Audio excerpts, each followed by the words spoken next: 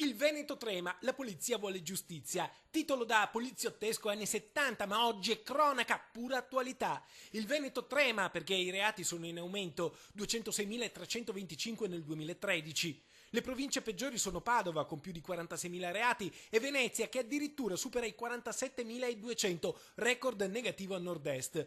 La polizia vuole giustizia perché in uno Stato in crisi economica è difficile trovare le risorse per far rispettare la legge. Lo dicono i numeri che scottano, quelli pubblicati sul dossier Veneto sulle condizioni di vita e di lavoro delle forze dell'ordine, firmato da SILP CGIL. E così vengono fuori tutti i dolori della polizia, a cominciare dall'età media, oltre i 45 anni in Veneto, 46 a Belluno, 47 a Rovigo e Treviso, maglia nera a Vicenza con un'età media di 48 anni e mezzo. La criminalità che ci troviamo di fronte certamente non ha la nostra età media, quindi sicuramente abbiamo una maggiore fatica da un punto di vista personale, un maggior disagio, un aumento delle condizioni di difficoltà soggettive. Anche gli organici sono al limite. Nessuna questura e nessun ufficio di polizia si può considerare dimensionato rispetto alle necessità. Rovigo e Belluno le situazioni peggiori, in Polesi ne mancano 20 agenti, sulle Dolomiti 35. Se il territorio è presidiato da poche persone, molto meno di quelle che le piante organiche prevederebbero,